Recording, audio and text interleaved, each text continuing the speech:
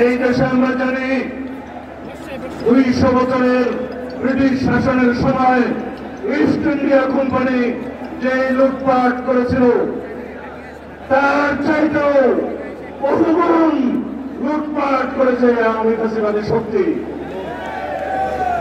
তারা বিগত 15-16 বছরে প্রতি বছর 2 লক্ষ কোটি টাকা করে মোট প্রায় 30 লক্ষ কোটি টাকা এদেশের জনগণের সম্পদ বিদেশে পাচার করেছে।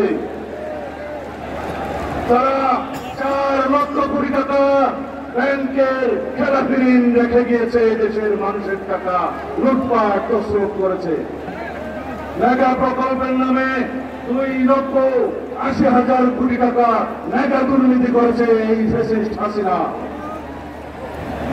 তারা বাংলাদেশে যে রকম রাজনৈতিক বিবেচনায় ব্যাংকিং খাতে লোন দিয়েছে, ঋণ দিয়েছে, সেই ঋণ দিয়ে 24টা পদ্মা সেতু করা যেত, এই কথা আমি বলছিলাম। এই সমস্ত তথ্য দেবপ্রিয় ভট্টাচার্যের নেতৃত্বে গঠিত শ্বেতপত্র কমিটির রিপোর্টে প্রদান করা হয়েছে। আমরা আজকে আওয়ামী দুর্নীতির ইতিহাস মানুষকে স্মরণ করিয়ে দিতে চাই।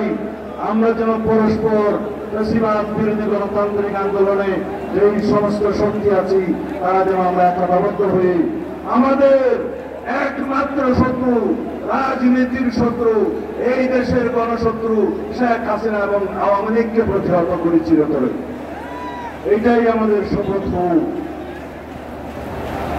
আর আওয়ামী লীগের ইতিহাস যদি বলতে চাই, আপনাদেরকে স্মরণ করিয়ে দেওয়ার জন্য, আওয়ামী লীগের জন্মলগ্ন থেকে আজ পর্যন্ত আওয়ামী লীগ কোনদিন গণতন্ত্র বুঝেনি। গণতন্ত্র তারা বিলুপ্ত করেছে, স্বৈরতন্ত্রের তারা প্রতিষ্ঠা করেছে, তারা বাংলাদেশের হত্যা যজ্ঞের রাজনীতি করেছে, কখনো রক্ষী বাহিনীর মাধ্যমে, কখনো রাষ্ট্রীয় সন্ত্রাসের মাধ্যমে, কখনো ছাত্রলীগ যুবলীগের মাধ্যমে।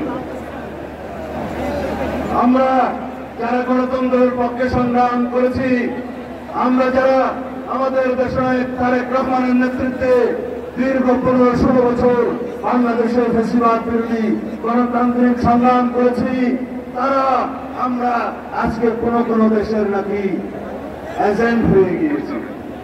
এই সমস্ত বয়ান কারা করছে? যারা আমাদের বক্তব্য মনে করে এদেশের গণতন্ত্রের পক্ষে কথা, যারা মনে করে আমরা এদেশের স্বাধীনতার সার্বভৌমত্ব রক্ষা করার পক্ষে কথা বলছি, তারা মনে করে তার বিরুদ্ধে। আমরা বুঝি এই দেশে পরস্পরের মধ্যে বিভেদ সৃষ্টির মধ্য দিয়ে ফ্যাসিবাদী শক্তি নতুন করে আবার পায়তারা করছে এদের মাধ্যমে বাংলাদেশে প্রবেশ করার জন্য।